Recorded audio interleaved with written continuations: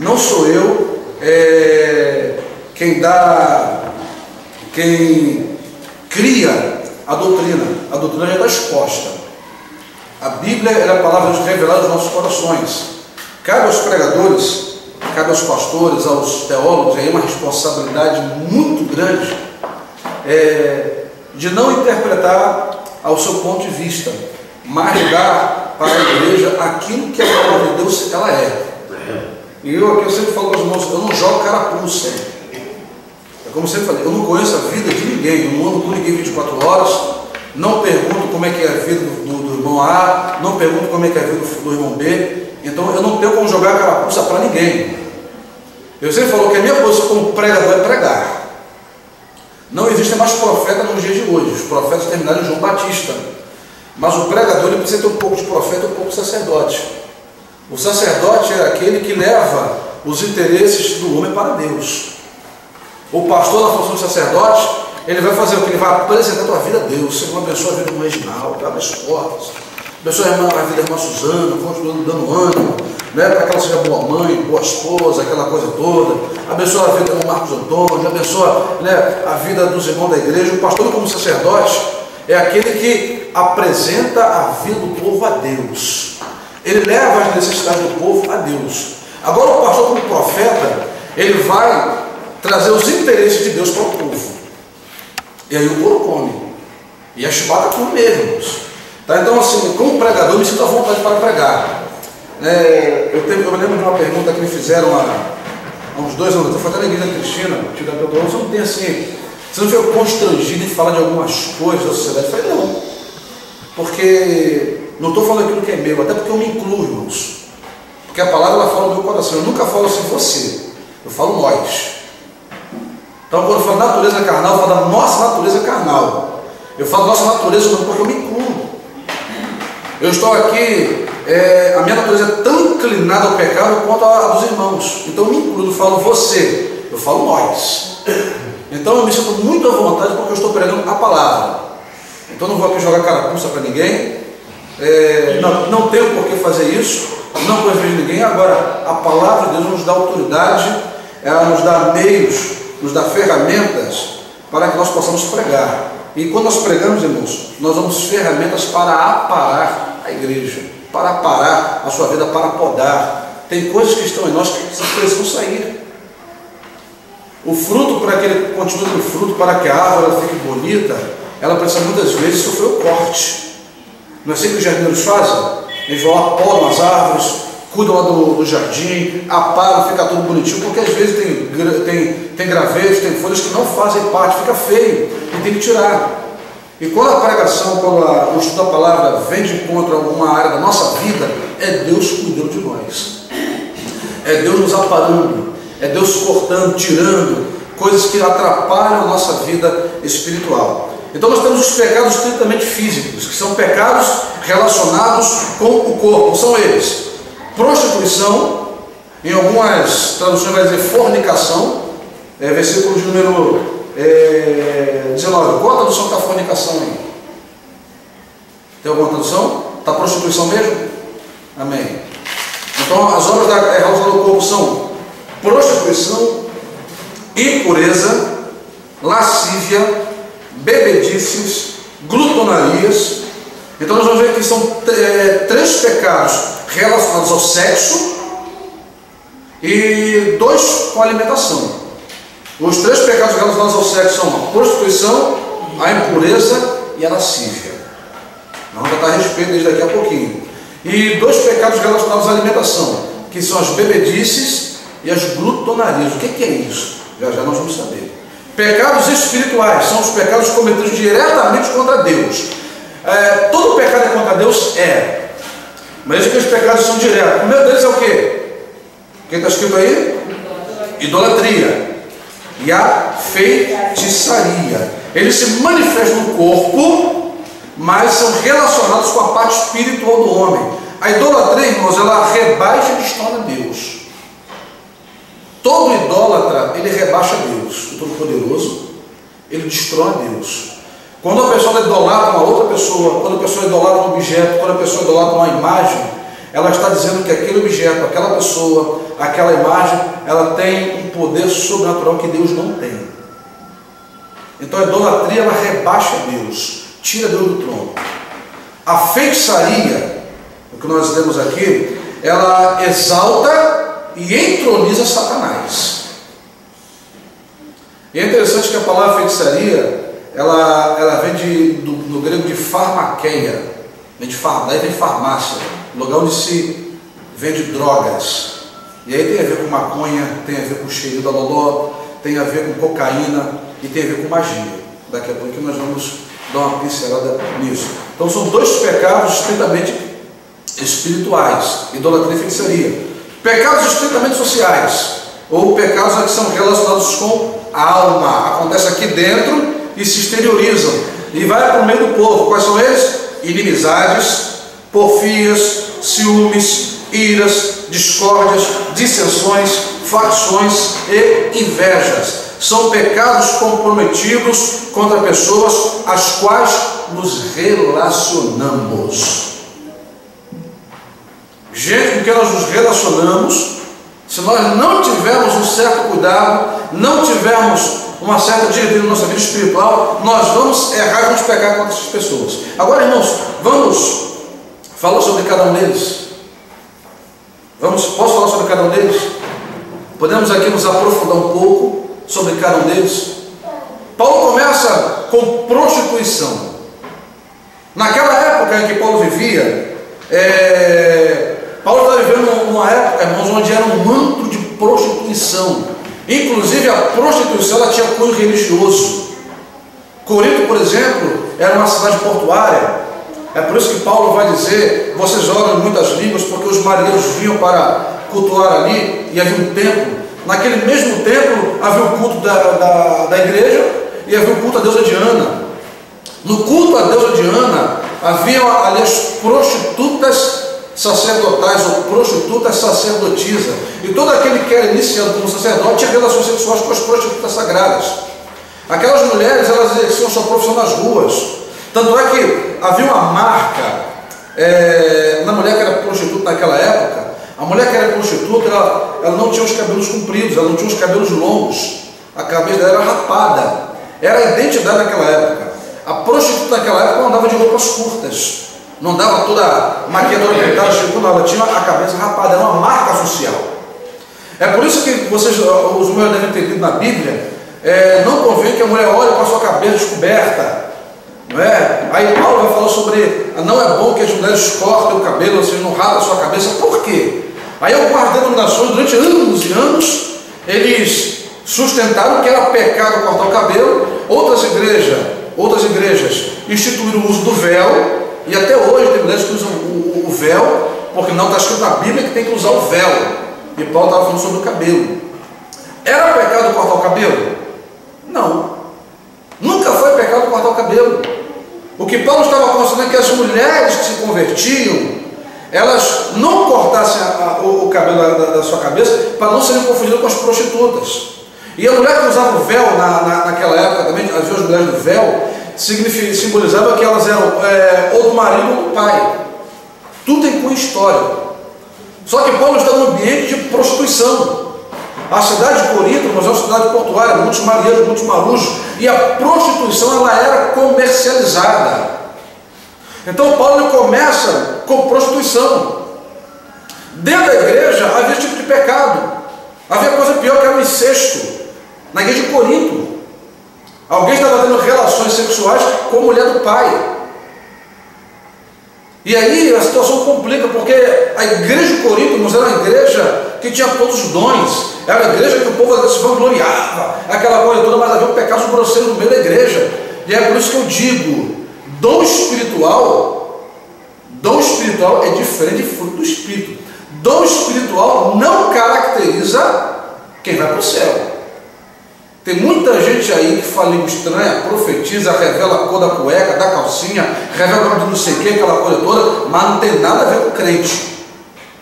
É caloteira, sem vergonha, canta tudo que é mulher e vai por aí fora. Então, dom espiritual é uma coisa, fruto do Espírito é outra, totalmente diferente. E o fruto do Espírito só se manifesta, só se caracteriza na vida daqueles que realmente mortificam a carne. Depois a gente vai chegar lá. Paulo começa com prostituição. A palavra prostituição em grego quer dizer porneia. O que significa porneia? Fornicação. O que é fornicação? É a relação sexual entre pessoas que não são casadas. A palavra fornicação, prostituição é uma coisa, fornicação é outra. A prostituição é o sexo que é comercializado. E prostituição, irmão, não precisa ser só sexo, não. Eu posso prostituir alguém aqui na igreja. Eu posso, de repente, prostituir uma palavra. O pastor Marco vai falar a palavra que eu falo, outra, isso é prostituição. Estou adulterando o que ele falou. Tá? Eu posso vendê-lo. Eu posso, de repente, colocá-lo aqui em xeque numa situação, colocar no jogo, colocar outro irmão qualquer, um irmão me colocar numa situação que me deixe sem saída. Tá? Mas nesse caso aqui que Paulo está dizendo, a palavra prostituição é o sexo que é comercializado, é o sexo que é vendido. Na Holanda, inclusive, algumas mulheres elas ficam em vitrines e do lado de fora está ali o seu preço. É mais ou menos o que acontece hoje. Hoje, em alguns lugares do Rio de Janeiro, a prostituição é comercializada, ela é vendida. Existe sexo de R$30, R$50. Custa 30, 50 reais, dura 30 minutos, 1 hora. Só que pode trazer um transtorno para o resto da vida. Sexo bom, irmãos, é caro e dura a vida toda. E quem é casado está pagando até hoje. E vale a pena investir. Amém, irmãos? Amém. Então, é essencialmente o amor que é comprado e vendido, que não é amor. É a fornicação, é o pecado cometido, é a relação sexual entre pessoas que não são casadas. É um dos pecados mais cometidos nos dias de hoje. Hoje as coisas elas começam pelo contrário. Hoje tudo começa pelo contrário. Nós estamos vivendo uma época em que nós chamamos de pós-moderna. Estamos vivendo uma época onde nós chamamos de época progressista, mas nós estamos vendo, queridos irmãos, uma inversão de valores terrível. Antigamente, para conquistar uma moça, os irmãos que são antigos aqui conhecem, sabem como é que é. Eu imagino como é que o pastor Marco deve ter feito isso aqui para conquistar a irmã Madalena, né? Irmão Jorena para conquistar a sua Alzira. Fico imaginando como é que os irmãos aí, irmão Reginaldo, para conquistar as suas bênçãos, sofreram. Antigamente as mulheres elas eram difíceis. Não era fácil, não era qualquer papo que chegava lá, olha, eu quero namorar, eu gosto de você. Não era assim não, irmãos. A coisa era complicada, era difícil, as mulheres eram recatadas. As mulheres elas tinham jeito para conquistar, o camarada tinha que mostrar que tinha talento, que era bom, que tinha caráter, que tinha como sustentar, tinha que encarar lá o bigodão lá do pai da senhorita lá, mostrar que veio. E a primeira pergunta do pai para o jovem qual é? Hã? Você trabalha? Eu lembro quando eu fui pedir a mão da Cristina em namoro. Primeira pergunta do pastor Daniel: você pretende casar quando? Um homem de 60 anos de idade, conheceu a esposa. Quando é que você pretende casar? Eu falo assim, tão breve quanto possível. Os irmãos aí surpresa, vão perder uma cesta. Tão breve quanto possível, né? Mas, primeira pergunta, porque a filha, ela quando é criada com aquele carinho, é investido ali, queridos amados irmãos, não só finanças, mas carinho, manutenção. Existe um projeto de futuro para ela. O pai e a mãe não quer ver a filha casada porque é vagabundo, não. Não quer mesmo. Eu não quero. Mas era pai, você quer ver sua filha casada qualquer um? Ninguém quer, irmãos. Ninguém quer. Ninguém quer. Então quando você tem um filho, seja uma moça, seja um rapaz, nós queremos o quê? O melhor. Ninguém quer o filho casado com uma menina aí que fica na mão de todo mundo. Alguém quer?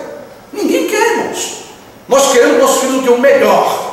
Nós queremos o melhor. E custe o que custar, o pai e a mãe vão lutar pelo melhor para os filhos.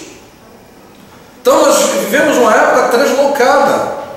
Hoje, o conhecimento começa onde? Na cama. É motel. E infelizmente algumas pessoas não têm dinheiro para o motel, vai para o matel, vai para o mato. E vai por aí fora. Estamos vivendo uma sociedade sexocentrista. O sexo é o centro de tudo. Os relacionamentos hoje começam com o sexo. Ninguém conhece caráter, ninguém conhece personalidade, ninguém sabe se o outro gosta de trabalhar, ninguém sabe se o outro tem hábitos ruins ou bons, ninguém sabe se o camarada tem vícios, se a camarada tem alguns vícios, ninguém sabe se é bom filho, se é boa filha. Começa na cama.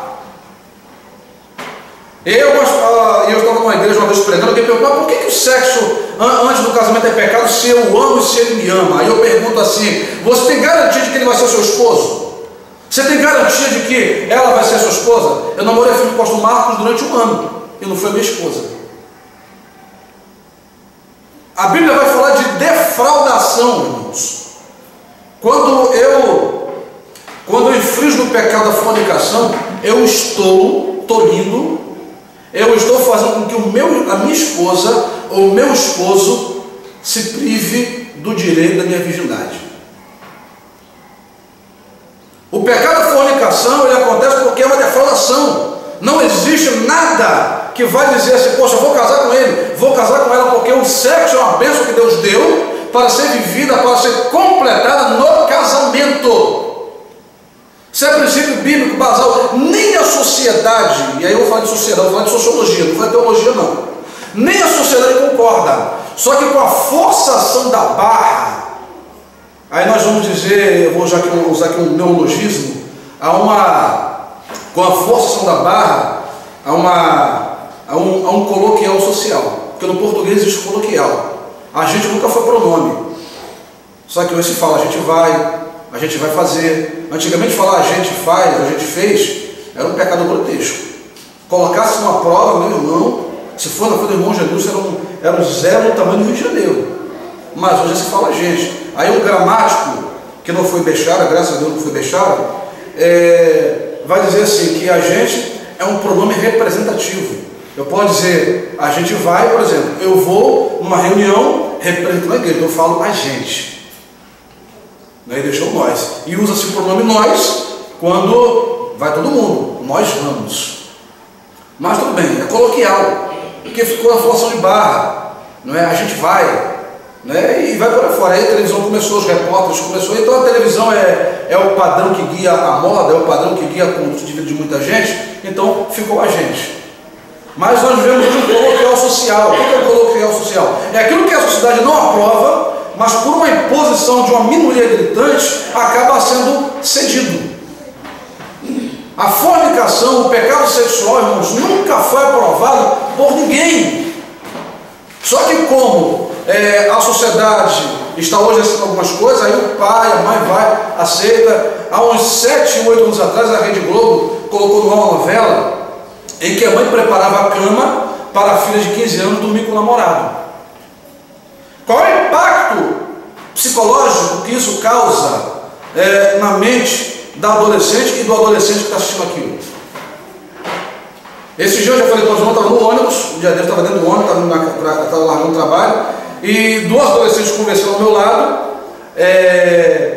não, porque meu pai não se mete na minha vida, porque se ele vier me bater, eu também bato nele, eu namoro quem eu quiser, quantos eu quiser, meu pai não pode se meter na minha vida, aquela coisa toda. Esse é o mundo a que nós estamos chegando. Esse é o mundo a que nós estamos chegando. Nós estamos vendo uma época, quer dizer, meus irmãos, em que filhos estão batendo os pais, e vice-versa, vai por aí afora.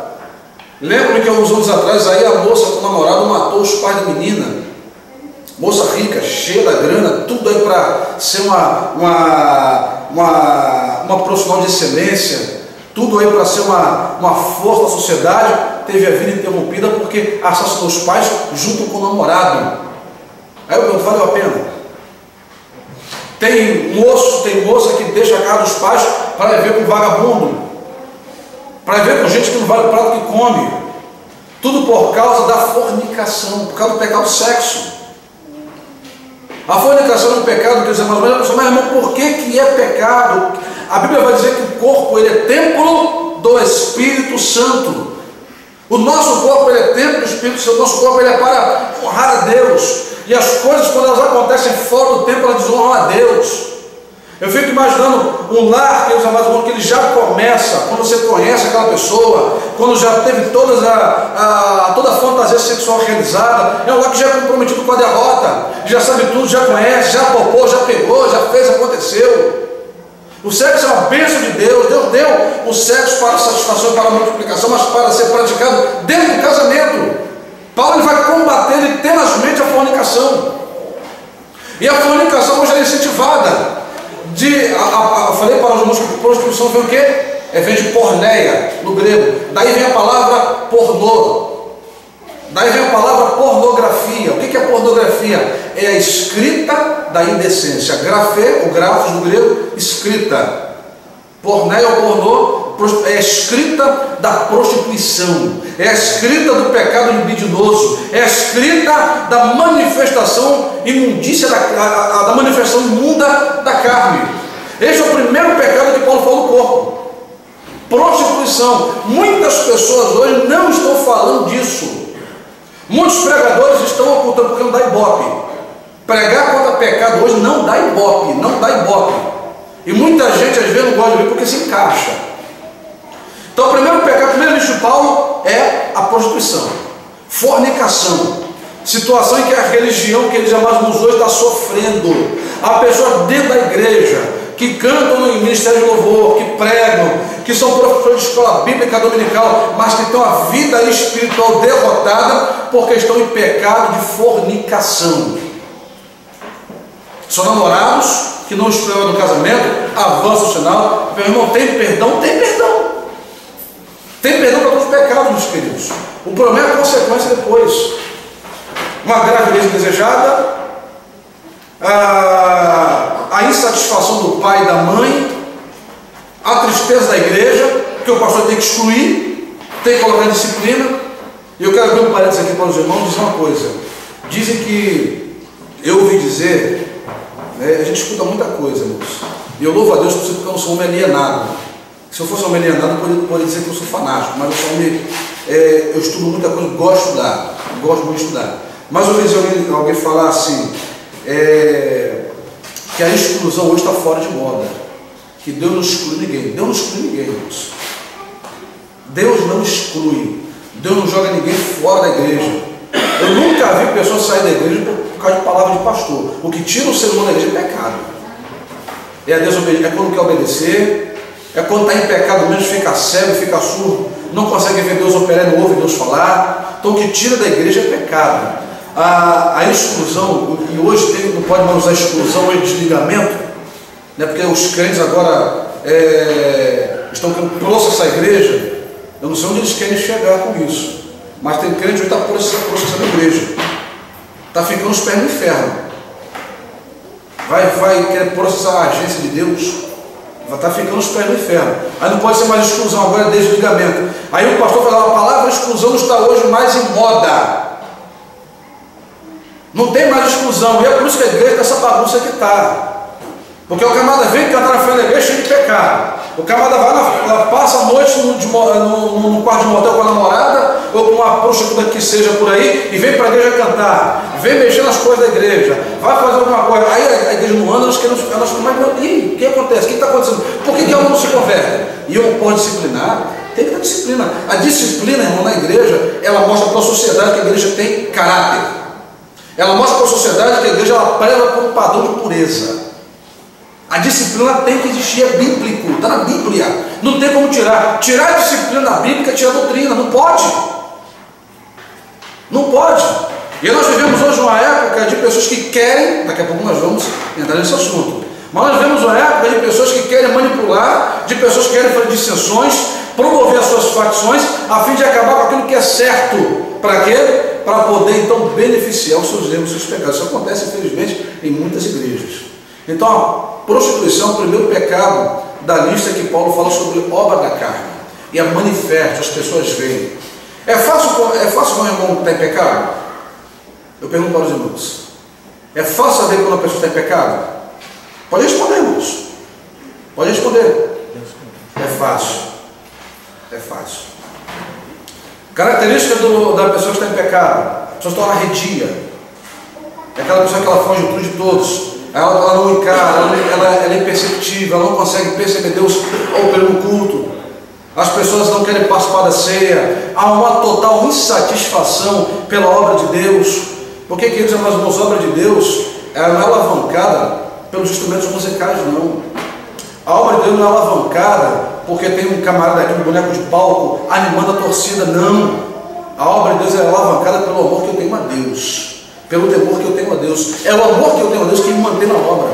É o amor que eu tenho a Deus que me mantém na escola bíblica dominical. É o amor e a gratidão que eu tenho a Deus, a minha fidelidade a Deus, que me mantém no caminho que eu estou seguindo.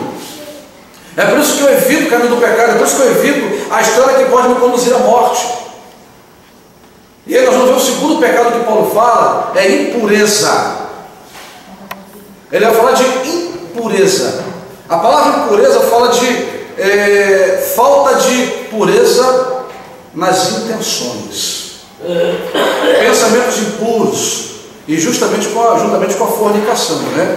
São vidas impuras. Paulo vai falar sobre isso em 2 Coríntios, capítulo 12, versículo 21. São desejos imundos e indecência. É a imundícia física.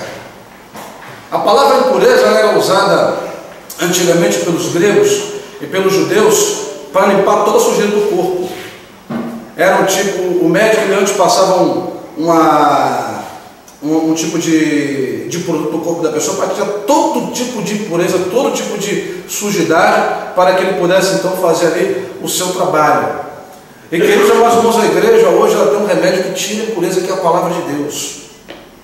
A impureza nas intenções, nos tratos, a impureza nas atitudes, a impureza não só relacionada ao sexo, mas o que eu estou pensando a respeito do meu irmão, o que eu estou pensando a respeito da minha irmã, o que está dentro do meu coração, o que está dentro da minha mente.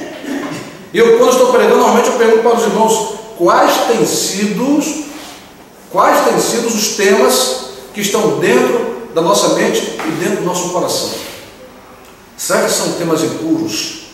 Será que nós estamos aqui, queridos amados irmãos, doido para que alguém pegue, doido para que alguém se arrebente na vida? Será que nós estamos aqui, mas estamos cheios de pensamentos terríveis na nossa mente? É por isso que Paulo, quando está escrevendo, não me recordo se é aos Filipenses ou aos Colossenses, ele fala, pensando nas coisas que são de cima e não nas coisas terrenas.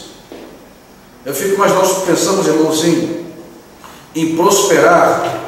Nós queremos prosperar a nossa vida material, nós pensamos e planejamos a nossa vida na faculdade, planejamos a nossa vida no trabalho, maquinamos a nossa vida financeira, mas fazemos até culto. Tem gente que faz culto da prosperidade, culto para ganhar dinheiro, mas ninguém faz campanha para a santificação.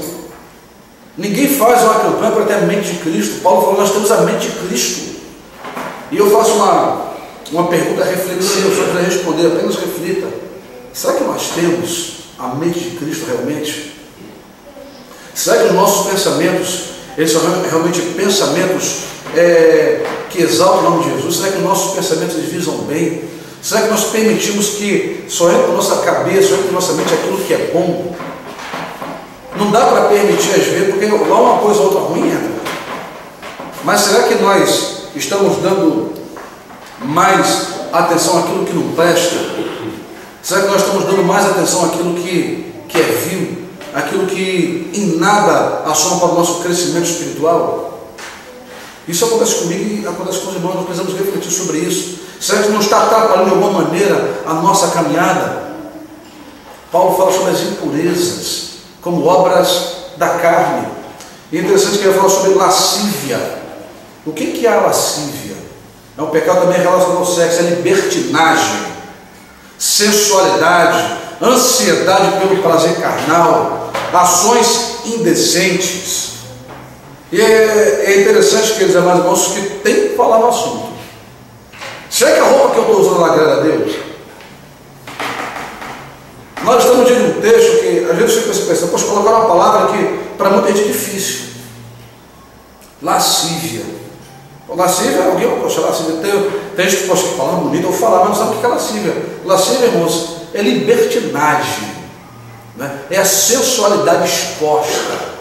Tem gente, tem mulher que não sabe se vestir, não sabe colar, não sabe guardar a sua nudez.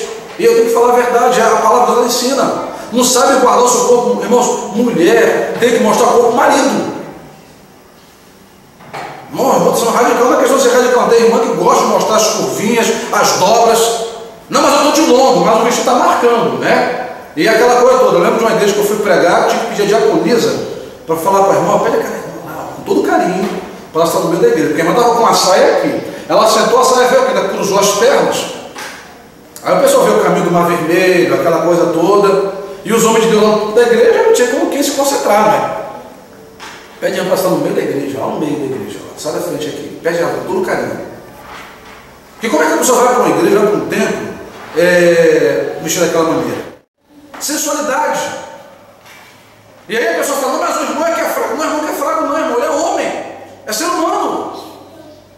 E a mulher de Deus, a mulher que é mulher de Deus, a mulher que ela quer ser verdade, ela precisa entender, eu sou casada, tenho meu marido, tenho que respeitar, eu preciso também entender que os irmãos da igreja são espirituais, mas são homens.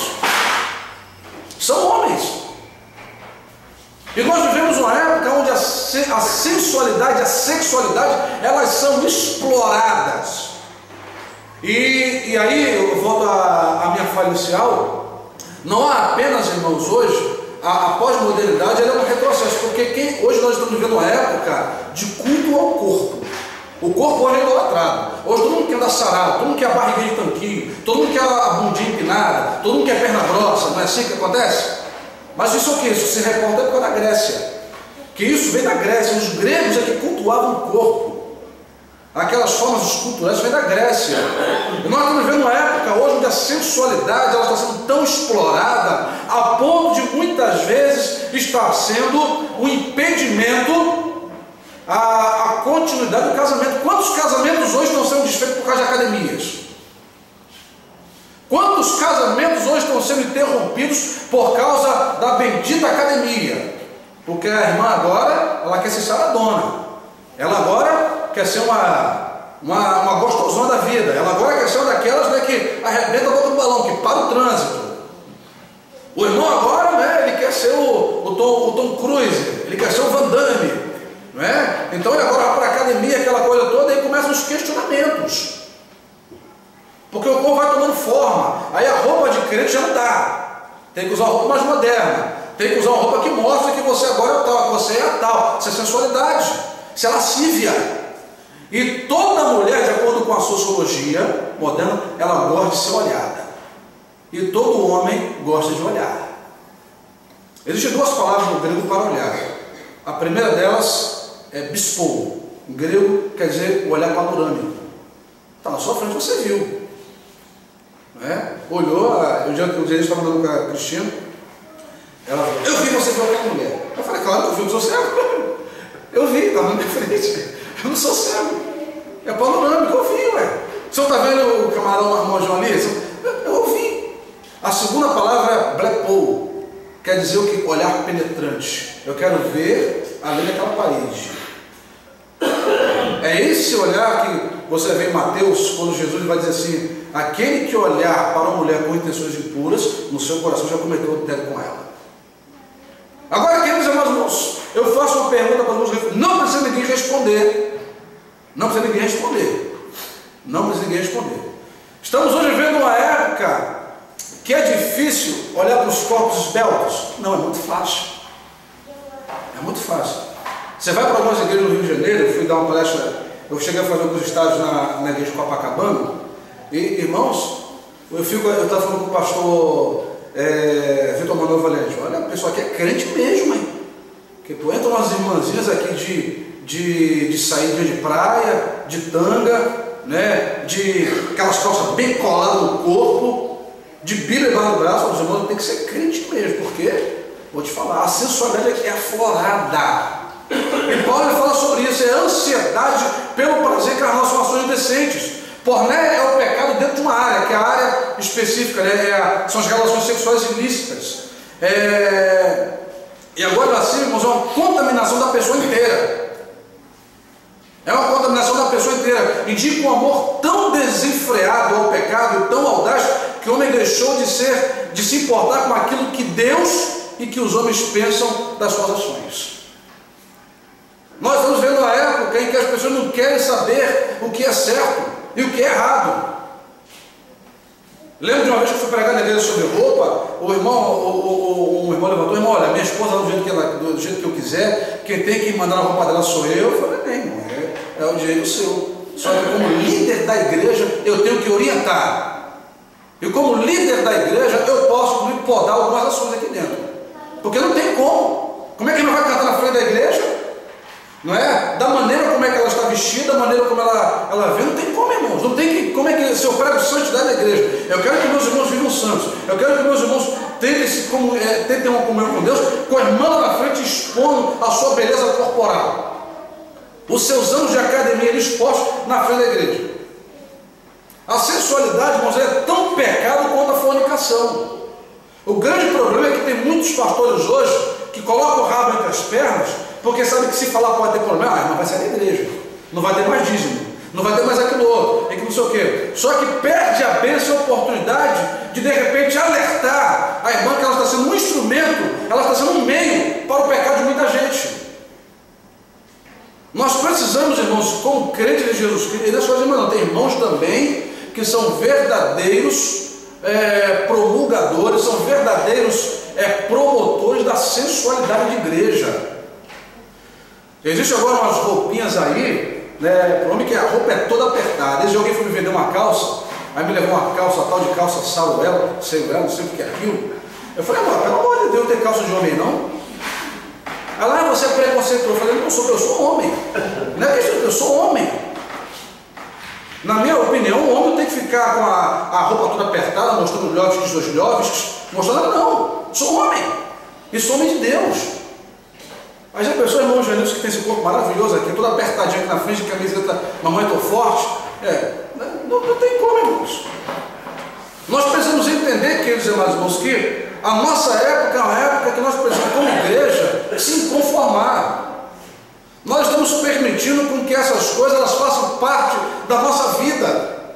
Paulo diz o que no capítulo 12, versículo 2 de Romanos: não vos conformeis com o sistema mundano, mas transformem as vossas mentes, transformai-os pela renovação do vosso entendimento, para que vocês experimentem a boa, a agradável e a perfeita vontade de Deus. Eu não posso me conformar nunca, irmãos, com a lascívia dentro da igreja, com a libertinagem, com a pornografia. A sensualidade significa enganar magicamente. E tem irmãs que fazem questão de mostrar os seus dotes, os seus talentos. Guarda para a esposa, irmão. Eu sempre falo assim, eu não sou casado, mas já dei palestra para casais. Quem já me ouviu dar palestra para casais, a gente já no verbo. Eu vou falar de sexo, vou falar de posição sexual, vou falar de lingerie, vou falar mesmo. Vou falar que sexo começa de manhã ao sair de casa, né? É no preparo, é um telefonema que se dá, é aquela coisa toda, um gracinha, uma rosa, é um bombom que se leva para casa. E eu rasgo o mesmo verbo. E eu sempre falo para meus irmãos: guarde a sua lingerie, guarde a sua roupa sexual para o seu esposo, ele merece. O irmão guarda o seu corpo, guarda a montanha, você é para a sua esposa, ela merece. Eu acho que um tem que preparar o corpo um para o outro. Legal, mas o quê? Dentro do casamento. Dentro do casamento. A igreja de Jesus ela precisa mais do que nunca aprender e a exercermos o que é uma vida em santificação, o que é uma vida em santidade. E nós podemos andar bonitos, sermos admirados, sem termos a nossa sensualidade exposta. Nós não podemos. A sensualidade, irmãos, são todos os movimentos corpóreos, inclusive. Lascívia são todos os movimentos corpóreos, indecentes, gestos obscenos, inclusive, né? Quando homens vestem roupas de mulheres e vice-versa, roupas apelativas ao desejo sexual, como nós acabamos de falar agora. Sobre tudo isso, Paulo vai falar: olha, não vos conformeis com isso. Os irmãos estão vendo por que muitas igrejas às vezes não avançam. Às vezes nós vemos igrejas numéricas, nós vemos templos lotados, nós vemos igrejas, templos aí, irmãos, que tem que ter 2, 3, 4 cultos. Louvado seja Deus por isso. Que a palavra esteja sendo pregada. Pastor muda a vida de alguém? Não.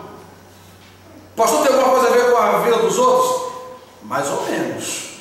Porque desde a maneira que você permite que o pastor Marcos Vinicius seja o seu pastor, você está dando direito a ele de te orientar. Ele não manda na sua vida. O pastor não manda na vida, mas o pastor lhe orienta a vida. Irmão, você quer ter sucesso na vida? Vá para esse caminho. Esse caminho aqui, ó, esse caminho aqui é melhor. Mas se o irmão quiser ter um outro caminho, com o irmão, mas a orientação é essa. O grande problema é que nós não estamos pregando a verdade, irmãos. Nós não estamos estamos pregando a verdade. E é por isso que nós estamos vendo pessoas arrebentadas espiritualmente falando. Eu vejo crente lá no meu trabalho, lá, irmãos, envolvido com prostituta lá na Vila Mimosa. Eu vejo crente lá no meu trabalho, mulher casada saindo com o gerente. Eu vejo crente no meu trabalho lá, envolvido com roubo de supermercado, desviando carga. Crentes, membro de igreja, que sapateia, fala língua estranha, envolvido em tudo que é sem vergonhice. Por causa de quê? Por causa das obras da carne. É por isso que eu sempre falo. Aí a pessoa às vezes pergunta, mas por que eu não desenvolvo a minha vida? Por que a minha vida não cresce? Por que eu estou na mesma miséria espiritual e material? É porque eu não estou agradando a Deus. Eu fico vendo, queridos amados irmãos, que a lascívia ela se manifesta em todos os lugares. As mulheres passam a ser um joguete nas mãos de Satanás. E com aquela discussão, não, tem que cuidar do corpo. Tem que cuidar do corpo. E essa não está, cuidar do corpo. Perder os quilinhos, se manter bem, ter saúde, é uma coisa. Amém. É bom que os irmãos façam. Agora, cuidado, tanto as irmãs quanto os irmãos, para não serem joguetes, para não serem marionetes na mão do diabo. Cuidado. Olha para o teu casamento, mas não concorda. Como é que o esposo ele vê essa questão? Como é que a esposa vê essa questão? Eu falei para aqueles esses dias, nós vamos para a academia para eliminar essa barriguinha. Ela, para quê? Eu gosto de você do jeito que você é. Mas o que? Aquela coisa toda. Eu falei, bem, mas eu vejo uma necessidade, eu quero ficar saradão, bonitão, mas você quer ir comigo? Vamos malhar juntos? Converse, entre num acordo e olhe para você, dá uma olhada no espelho antes de sair de casa. Será que a sua roupa ela agrada a Deus? Será que você pode hoje se enquadrar naquelas que agradam a Deus? O salmista usa uma palavra interessante: tudo que há em mim, bendiga o teu santo nome. Tudo o que há em mim, bendiga o teu santo nome. E tudo ali não é tudo. As minhas amizades, as minhas palavras, a minha roupa, as minhas atitudes, tudo precisa bendizer o nome do Senhor. Será que as pessoas olham para mim aí fora e podem dizer, que ele é um servo de Deus? Aí tem gente que fala assim, olha, a roupa não faz um crente. É verdade. Tem muita gente que vai gravar daí com pilantra. Tem muita irmã aí com a roupa, a saia passando no chão aí que não tem nada a ver com crente. Mas o verdadeiro crente ele anda como tal. Não importa os outros, a opinião pública, não importa a sua opinião, é aquilo que Deus ele precisa achar em você. E a lascívia, irmãos, ela é um pecado tão terrível que ela faz com que a pessoa perca a sensibilidade à opinião. Ela não se importa com o que o marido acha, ou com o que a esposa acha, ela não se importa com o que a igreja acha, ela não se importa com o que a sociedade acha, ela não se importa com o que Deus acha. Ela quer fazer. É obra da carne.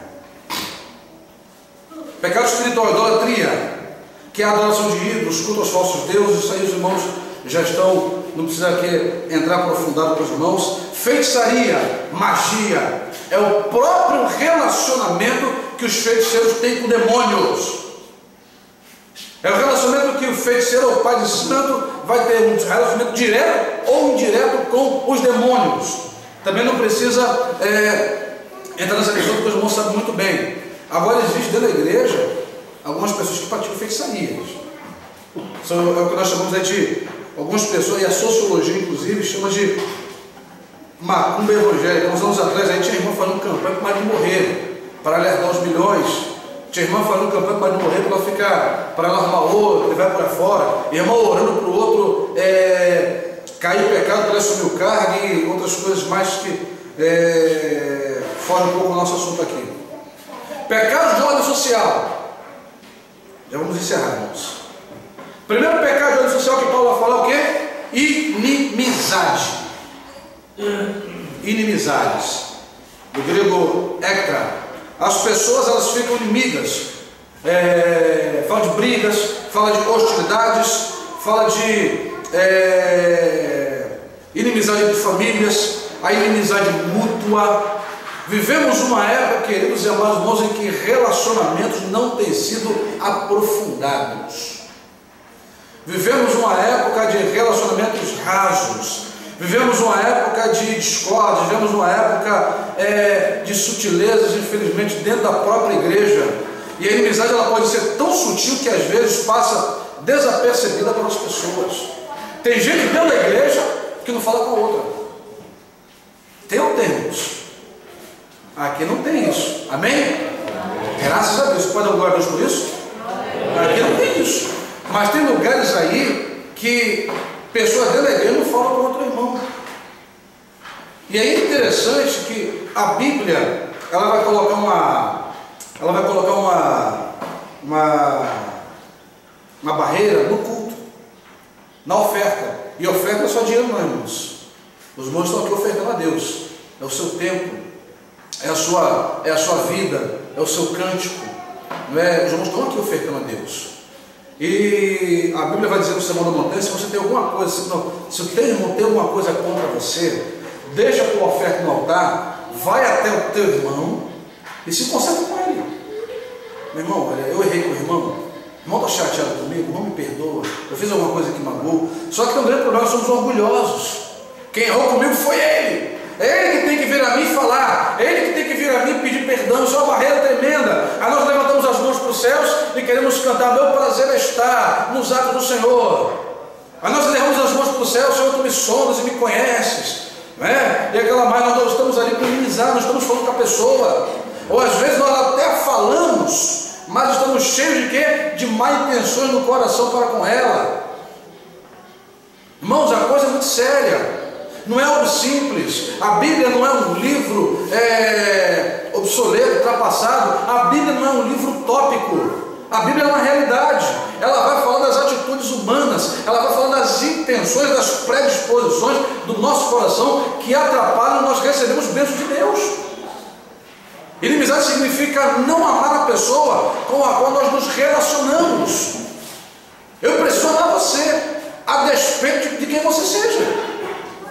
Talvez o irmão não seja como o Janilson. O Janilson é chato, o Janilson é cri-cri. O irmão Janilson tem vários defeitos. Talvez você tenha mais virtudes que eu. Talvez eu seja o mais pecador dos irmãos. Mas você tem que me amar. Eu tenho que amar o meu irmão. Eu preciso amar, eu tento amar os irmãos. É que eu falo no meu trabalho lá, às vezes, como é que você suporta o fulano? Eu falei assim: olha, meu irmão, é o amor de Cristo, porque se não fosse o amor de Deus agarrar na minha vida, eu já tinha enganado ele. Mas é o amor que permite que eu não tenha uma explosão de ira, que a Paulo fala sobre isso. É o fruto do Espírito que permite que o meu pavio não seja curto. Porque como homens, né, às vezes eu seja bofetear alguém.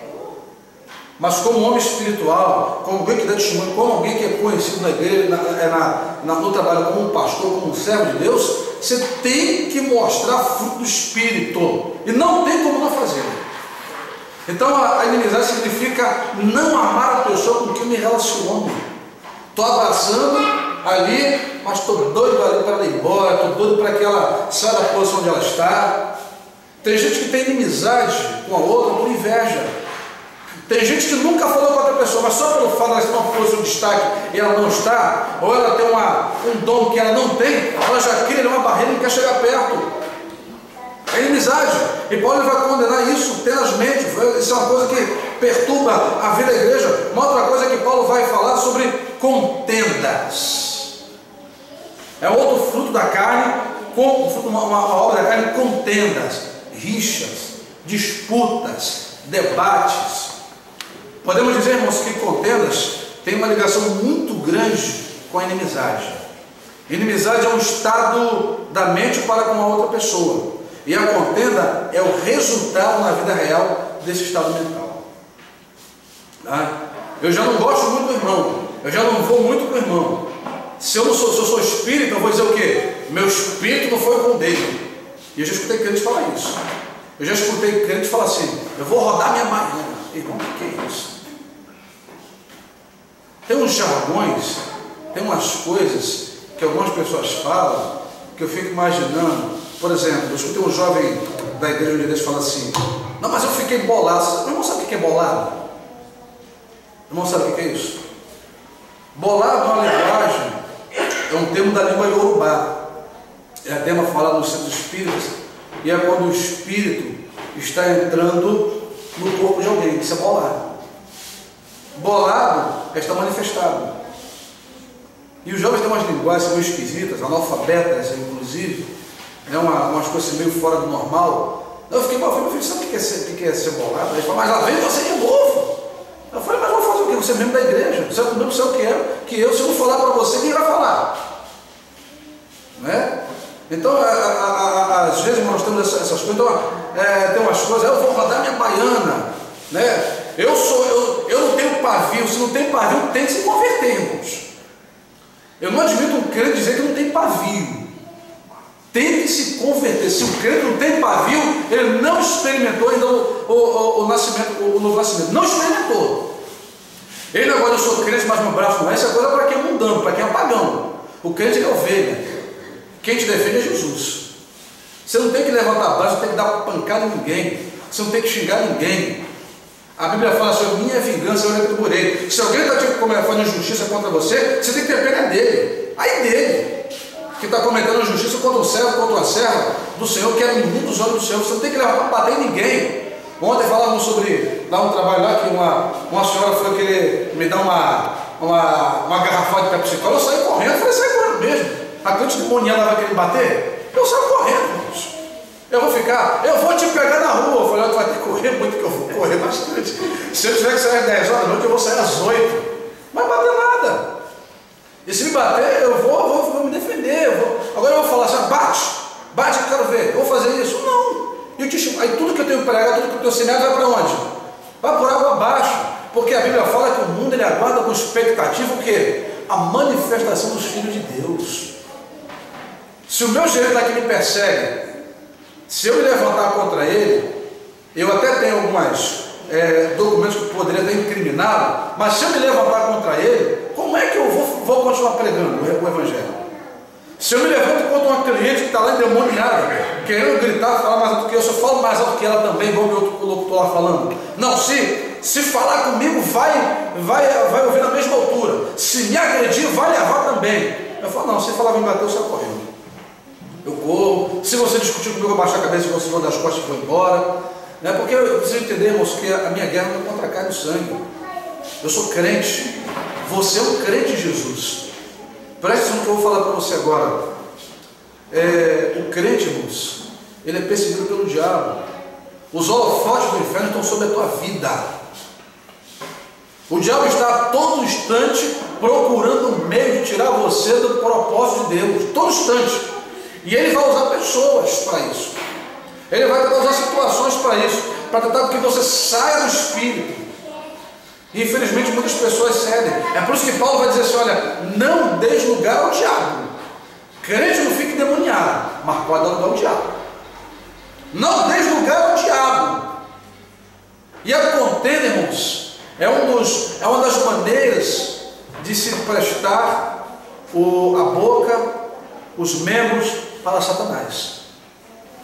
É o resultado de uma vida real do estado mental da alma. As contendas, elas caracterizam o mundo sem Deus. Quando Paulo estava falando sobre os pecados que havia no mundo pagão, no capítulo 1 de Romanos, a partir do versículo número 18, ele vai falar que as contendas, elas fazem parte daquele mundo. As contendas não podem fazer parte de nós, irmãos. O mundo sem Deus é um mundo dividido. O mundo sem Deus, irmãos, é um mundo de relacionamentos de pessoas quebradas. O mundo sem Deus é um mundo de relacionamentos destruídos. Nós não podemos permitir com que dentro da igreja nós vivamos assim. Não tem como. A contenda é um pecado que tem invadido a igreja desde há muito tempo. Dividiu a igreja de Corinto em facções. Alguns falavam assim: eu sou de Paulo, eu sou de Cefas, eu sou de Cristo. É aquela coisa toda. Havia discussões intermináveis. Quando Jesus Cristo ele está destronado em uma igreja, todos os relacionamentos e pessoas desandam. O pai tem sobre o seu filho. Eu sou uma pessoa que tenho muito ciúme dos meus livros. Você pega livros meus aí de 1990, de 1989, que não tem uma orelha. Quer ver, irmão, ficar meio chateado com um livro meu com orelha? Eu não gosto de livro com orelha. Então tudo é meu, eu tenho certo cuidado com tudo que é meu dura. E é zelo que eu tenho zelo pela igreja. Por exemplo, eu sou uma pessoa que aonde eu coloco amor, eu gosto de fazer prosperar. É um princípio meu. E se eu não sei, eu procuro aprender com quem sabe. É zelo. Quando quero treinar alguém para alguma atividade, por exemplo, eu preparei os diáconos da igreja de Leopoldina. E eu tinha um zelo por aqueles irmãos muito grande, porque é o ministério da igreja, são os oficiais da igreja. E eu tinha todo o cuidado para saber se eles estavam aprendendo, se eles estavam entendendo, porque depois que a mão é imposta, eles são ordenados, eu tinha na minha mente assim, bom, são diáconos que eu formei, serão bons diáconos ou serão maus diáconos? E algumas pessoas às vezes não entenderam por que eu falei, olha, fulano não pode, fulano não pode, fulano não pode, porque tem que ser assim, irmãos. Às vezes a pessoa fala assim, mas eu quero ser da igreja, mas não tem condição, não dá. Às vezes o testemunho não permite. E a boa intenção, às vezes, boa intenção não faz obra de Deus. O que faz a obra de Deus é a vida. E eu tinha que chegar para irmãos, olha, irmãos, vai ter que cortar, não pode. Eu cheguei para o Ministério do Louvor da nossa igreja, aqui eram mais ou menos 12 pessoas cantando, diminuímos para 4, porque tinha promiscuidade no Ministério do Louvor da igreja. E como é que alguém está na linha de frente, na linha de tiro? Porque isso aqui, irmãos, quem está aqui na frente cantando, está pregando, está na linha de tiro, é alvo do diabo. O diabo está tentando lançar setas. Quem está lá fora, está vendo você aqui na frente da igreja, aí você comete alguma coisa lá fora, aí você fala, olha lá, olha o pastor lá em pecado, olha o irmão lá que na frente cantando em pecado. É sexo espiritual que nós recebemos o tempo todo, então você tem que podar mesmo. E lá eu falei, irmãos, olha, não dá, fica um tempo no banco, procura crescer em vida espiritual, porque é complicado. E às vezes a pessoa falava assim, não, mas o irmão está impedindo a obra do irmão. Eu estou impedindo que o irmão vá para o inferno.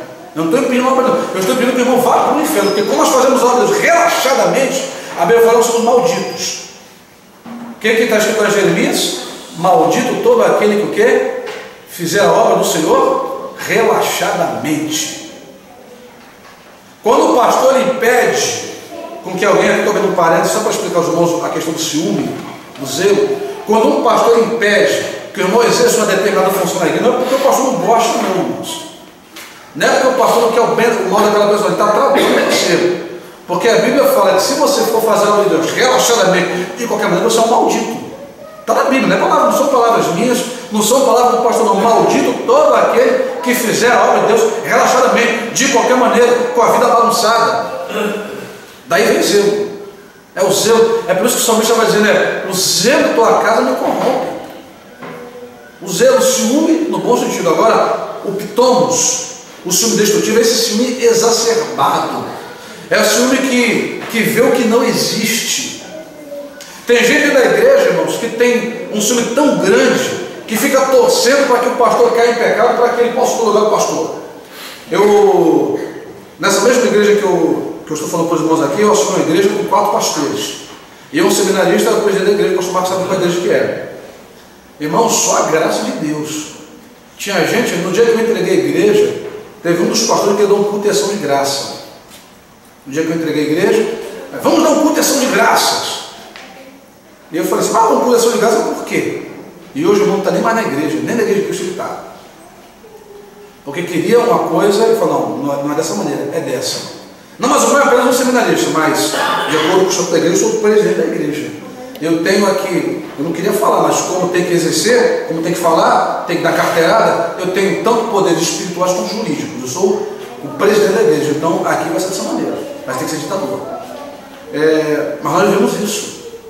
O pastor Marcos já passou por isso, por essa situação. O pastor Clark enfrenta isso quase todos os dias.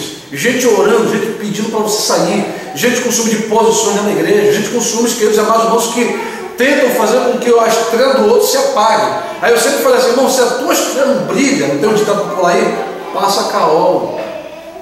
E eu sempre digo para alguns irmãos o seguinte, irmãos, ser pregador, eu sempre falo para os irmãos que eu não pedi para ser pregador, não pedi para ser pastor, eu creio que o pastor Marcos também não. Foi Deus quem me elegeu. Foi Deus quem me escolheu. Eu, quando estava no seminário, eu fui um dos únicos alunos do segundo ano que pregava na capela do Seminário do Sul. E viajei o Brasil preguei algumas igrejas. Aí alguns pastores perguntavam por que um seminarista ia pregar no congresso dos diáconos nordestinos e na capela do Seminário do Sul, e por que um pastor já formado, já com experiência, não pregava? Foi uma pergunta para Deus. Não sou eu que pedi, não foi eu que coloquei currículo, não foi eu que falei, olha, eu sou bom, eu sou não. O ciúme, ele vê coisas que não existem. E é por isso que Paulo fala, olha, ciúme é obra da carne, ciúme exacerbado, o ciúme ele pega as coisas, pega pessoas e coloca dentro de uma redoma, e quem muito prende acaba matando. Pega o passarinho, coloca na sua mão e deixa ele aqui, ó, você vai matá-lo. Quem ama dá liberdade, quem ama confia, quem ama aqueles ama. E todo relacionamento tem como base a confiança. Irmão, se você não confia no seu amigo, se ele é seu amigo, você não confia nele, não serve para ser seu amigo. Se o Jonathan não confia na sua namorada, você não pode ser namorado dela. Se a Beatriz não confia no Jonathan, não pode ser namorada dele. Se eu não confio em Deus, o que eu estou fazendo na igreja? Todo relacionamento, ele começa com confiança, é a base de qualquer relacionamento. Se eu não confio, por que eu estou me relacionando? O ciúme, irmão, o ciúme exacerbado é um inferno. A pessoa não tem paz, a pessoa não tem um momento sequer de tranquilidade. É celular tocando o tempo todo, querendo saber onde a outra pessoa está, e que horas está chegando. O Rio de Janeiro é um trânsito terrível. Aí se chegar em casa atrasado 20 minutos, onde você estava essa hora que chegou? Você estava acostumado a chegar a hora tal? Estava trabalhando mesmo? Ou se não estava? O ciúme tem essas coisas. Dentro da igreja nós temos pessoas ciumentas. Não só ciumentas de pessoas, mas ciumentas também em questões de posições, de cargos, de situações. Iras, são raivas, são crises de fúria, mau gênio, indignação. Irmãos, mau gênio tem que ir para a cruz. O crente não pode ter mau gênio. Os irmãos estão percebendo como é que essas coisas, elas atrapalham a nossa vida espiritual de uma tal maneira que nós não podemos. Aí vem aquela, mas por que eu não consigo alcançar a vitória espiritual? Por que eu não estou sendo abençoado? Por que as coisas não acontecem? É só nós olharmos para dentro de nós que nós temos respostas. Quantas pessoas da igreja, irmãos, dizendo assim, eu escuto, esse dia eu estava falando um testemunho, esse dia não, tempo desse atrás, e a irmã dizendo assim, olha irmãos, eu confesso para os irmãos, eu tenho um mau gênio terrível. Você não vem numa igreja falar que tem um mau gênio, fica mais nos crentes. Nossas coisas, nós somos defeituosos, somos, mas nós precisamos exercitar um outro tipo de atitude. Fruto do Espírito é exercício. Vida cristã é prática, não é teoria. Se nós temos mau gênio, se nós somos inclinados a esse tipo de coisa, se nós somos inclinados a essas obras, nós precisamos exercitar uma vida diferente. Se o meu marido vai chegar em casa atrasado,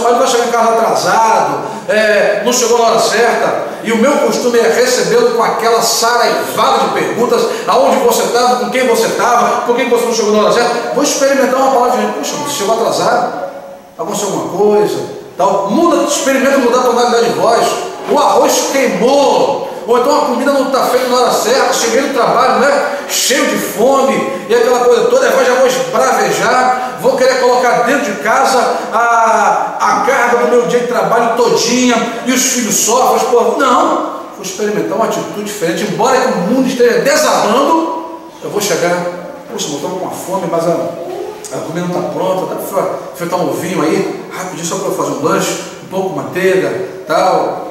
Experimenta mudar, são exercícios, irmão. A vida cristã é prática, é exercício o tempo todo. E nós precisamos exercitar essas coisas. Tem pessoas que elas são iracundas. Tem gente que você já olha para o rosto dela, está estampado ali a raiva, a ira. Parece que a pessoa está chupando limão o tempo todo. Não é? A pessoa ali, aquela afeição de raiva, aquela afeição de fúria, indignação, fala mal de tudo, de todos. Eu estava conversando com as pessoas sobre os acontecimentos que estavam acontecendo no Rio de Janeiro recentemente. E, irmãos, é por isso que eu falo, crente, nós precisamos estar o tempo todo ligados com Deus. Esse é o tempo todo. Você não deixa de ser crente um minuto. Esse negócio de eu sou crente na igreja, que não, isso não existe. Você é crente o tempo todo. Uma pessoa foi repreendida por um ímpio, eu fiquei com vergonha. Eu fiquei com vergonha. O crente, mesmo com a igreja, falando da passeada, tem que parar tudo mesmo. E as palavras eram essas: esse prefeito sem vergonha, essa presidenta que não vale nada, e que não sei o quê. Aí a pessoa olhou para ele e falou assim: olha, me admira você, pessoa que trabalha com ele também, que não é crente, né? Me admira você, falando sobre unidade, falando sobre comunhão, falando sobre ordem, dizer que isso que está acontecendo no Rio de Janeiro está certo. Quer dizer que as pessoas pegam um ônibus, não pode chegar em casa, de repente tem uma emergência, não pode levar uma esposa para o médico por causa de passeada. E fica assim, rapaz, é verdade, irmãos. É verdade. Nós precisamos vigiar até aquilo que é dentro da nossa vida, da nossa mente. Nós não podemos concordar com aquilo que a maioria faz. Nós precisamos ser pessoas sensatas. Quando quer mover o país, vai para o joelho. A Bíblia fala o quê? O que Paulo vai dizer para Timóteo? Timóteo, olha, você quer paz na terra? Quer paz onde você mora? Vai, ora pelos governantes. Ora por aqueles que estão exercendo a eminência para que haja o quê? Paz e tranquilidade. Vamos ler o texto? Já estamos encerrando, irmãos. Abra sua Bíblia em Timóteo. Deixa eu ver se é primeiro ou segunda. 1 Timóteo capítulo 2. Estamos caminhando aqui para o final. Vai ter almoço hoje? Vai ter almoço hoje? Vai. Ô, glória. Eita, Jesus, ó. Hoje vai ter buchada para todo mundo aí. Capítulo 2 da primeira carta de Paulo a Timóteo. Quem achar pode ler para a gente, a partir desse versículo 1. Exorto, pois, antes de tudo, que se façam súplicas, orações, intercessões e ação de graças por todos os homens, pelos reis e por todos os que exercem autoridade, para que tenhamos uma vida tranquila e sossegada, em toda a piedade e honestidade, pois isto é bom e agradável diante de Deus, nosso Salvador, o qual deseja que todos os homens sejam salvos e cheguem ao pleno conhecimento da verdade. Amém, amém. Vamos ver aqui o segredo da paz, o segredo da tranquilidade, o segredo da normalidade da vida. Só que a igreja esqueceu disso. A igreja esqueceu. Nós não temos que apoiar a passeata, não, irmãos. Essa é a opinião do irmão Janilson, a opinião cristã. As coisas têm que mudar? Tem. Mas o que nós estamos fazendo? A igreja não tem o maior poder. Nós temos o poder de Deus. Cheguei a dobrar os joelhos e orar, alguma coisa acontece, e acontece mesmo. Só que nós não estamos orando. Olha a palavra dizendo aqui, nós precisamos orar pelos nossos governantes. Orar por aqueles que estão exercendo eminência. Orar por todos os homens para que haja uma vida quieta e sossegada. Não é ver irado, não é ver iracundo. Ira nada mais do que aquela explosão de ira que acontece sempre e facilmente por qualquer coisa. Você quer ver uma coisa? Trânsito. Quem dirige ele sabe. Dirigir no Rio de Janeiro, Israel, que é o Nelson Piquet da vida aí, né? É o Rubinho Pé de Chinelo, é o Rubinho Barrichello aí, que anda com Israel, tem que segurar o banco aí, colocar dois de segurança. Mas quem anda no trânsito do Rio de Janeiro sabe que se você não tiver longanimidade é um fruto do Espírito, é da outra lição, mas eu vou dizer para os irmãos o que significa. Os irmãos sabem o que é longanimidade? Os irmãos sabem o que é? Longo ânimo. Muito bem, meu irmão. Longanimidade é um longo ânimo. Oi? Ter calma. A palavra no grego, macrotúmia, se eu não me engano, significa paciência para suportar ofensa. Agora ficou estreito, irmão Joris. Paciência para suportar ofensa. Isso é para falar no outro estudo, mas como calhou aqui na questão da ira, o irmão levou uma fechada no trânsito no Rio de Janeiro, coloca o dedo para fora, faz aquele gesto obsceno, xinga meia dúzia de palavrões. Me lembro de uma ilustração que foi verdade. Dizem que uma pessoa estava andando muito rápido, aquela coisa toda, correndo, parecia que ia socorrer alguém, e um carro vai dar uma fechada, o camarada sai do carro, fala um monte de barbaridade para aquele outro motorista. O rapaz ali ficou preocupado, com a pessoa que ia levar uma surra, bateu no para-brisa do automóvel em tom de ameaça, colocou o dedo em risco, falou um montão de besteira, entrou no carro e foi embora. Quando chegou na igreja, aquele rapaz que fechou o carro, chegou na igreja, eu estou lá, sentadinho, ainda meio que preocupado com aquelas palavras que ouviu. Quando o culto começa, quem vai pregar? Quem é o pastor da igreja? O irmão que levou a fechada. Ele era o pastor da igreja. E quando ele olha para aquele sentado no primeiro banco, ele não sabia o que fazer. Vai pedir perdão agora? Continuar pregando? Como é que ele vai fazer? Irmãos, Deus ele permite essas coisas, não é? O trânsito, detalhes de família. Eu fico às vezes vendo o irmão que quer exercer, quer mostrar que é macho para valer dentro de casa. Qualquer coisa, já está gritando. A Bíblia fala de gritarias, não é? Grita, é aquela coisa toda e promove o pânico de casa. Até o cachorrinho vai para debaixo da cama, sai correndo. Não é assim, não é assim que acontece? Até o cachorrinho vai para debaixo da cama. Não, porque eu faço, acontece, quais são detalhes, irmãos. Às vezes é um programa de televisão, às vezes é a comida que queimou, às vezes é um detalhe bobo, às vezes é a criança fazendo uma coisa que não deveria estar fazendo, às vezes é aquela explosão de ira. Paulo fala sobre isso, é pecado. Isso atrapalha a nossa vida espiritual. Efésios, no capítulo 4, versículo 26, vai falar sobre isso. Nós precisamos, queridos amados irmãos, entender que Deus quer abençoar, que Deus ele quer ouvir as nossas orações, mas há pecados, irmãos, que fazem separação entre nós e Deus. Há coisas que nos impedem que nós vamos ter uma visão plena daquilo que Deus quer para nós.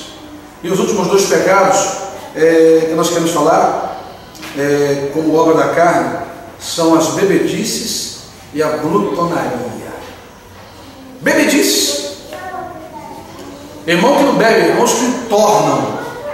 Tem igreja aí que permite a pessoa tomar vinho, tem igreja aí que a pessoa toma cerveja e aquela coisa toda, se embriaga, envergonha o evangelho, dão um mau testemunho, chamam o paparazzi, chamam o urubu de meu louro e vai por aí afora, aquela coisa toda. E os glutões, o que são os glutões, irmãos? O que é glutonaria? Comer bem é uma coisa, ser glutão é outra totalmente diferente. O glutão é aquela pessoa que enche a pança, não cabe mais nada, não tem como entrar mais nada. Aí ele, não, vou pegar só mais um para sentir o gostinho. Só mais um. Eu me lembro de uma cena, isso é o começo. Lembro-me de uma cena, lembro de uma irmã na segunda igreja batista, ela já dorme no Senhor, a irmã Maria de Lourdes. Havia um churrasco na igreja, na segunda igreja batista de Caxias, aí do pátio. Irmão Joás conhece a segunda igreja, não é, irmão Joás? O pastor Marco também conhece. Então no pátio da igreja está tendo um churrasco ali, uma confraternização dos irmãos.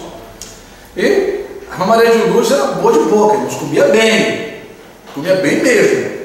E toda a irmã Maria de Lourdes comendo aquela coisa. Só que a Maria de Lourdes estava com um pedaço de carne na mão, mastigando o outro, e a bandeja passando. Quando a bandeja passou, ela meteu aquela outra carne na boca e começou a mastigar, doida para engolir, meteu a mão na outra carne para pegar a carne, e irmão, a mulher se engasgou. A irmã Maria de Lourdes se engasgou. Irmãos, o pessoal ficou preocupado, ela virou ali o churrasco de cabeça para baixo. A irmã Maria de Lourdes ali ficou roxa. E ela é uma irmã de cor escura ali, né? Ela mudou de cor. Aí vai o irmão Zequiel, o esposo dela. O irmão Zequiel tinha uma mão desse tamanho, uma manopla. E o irmão Zequiel dando nas costas da Maria de Lourdes. A irmã de Lourdes começou a pegar igual o pandeiro.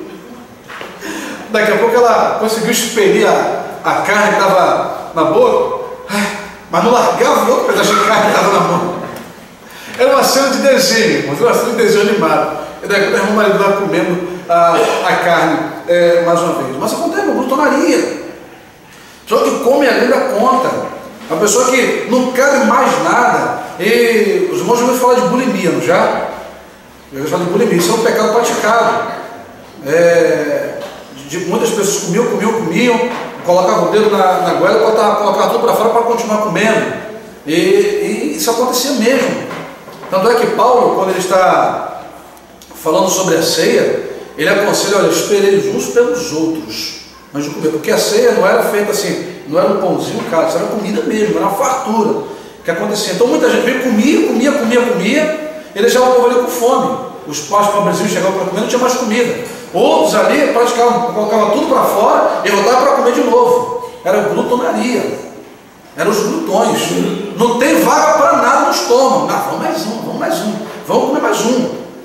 Não é? Então são pecados, são obras que a Paulo fala que a carne ela manifesta. Aí no versículo de número 21 ele vai falar o quê? Os que tais coisas praticam não herdarão o reino de Deus. Não herdarão o reino de Deus. Queridos irmãos, a nossa vida espiritual, ela precisa ser levada a sério. Eu sempre falo para os irmãos, vida espiritual não é tapete aveludado. Vida espiritual não é parque de diversões. Vida espiritual não é sala VIP. Vida espiritual é o sério. E nós precisamos entender, nós precisamos mais do que nunca olharmos para a cruz de Cristo, olharmos para o Senhor da glória, pedir que Ele esteja nos abençoando, nos enriquecendo, e que nós possamos olhar para dentro de nós e fazer como salmista, ver se há em mim algum caminho mau. Será que tem algum caminho mau a nós? Pode que há. E vamos permitir que o Senhor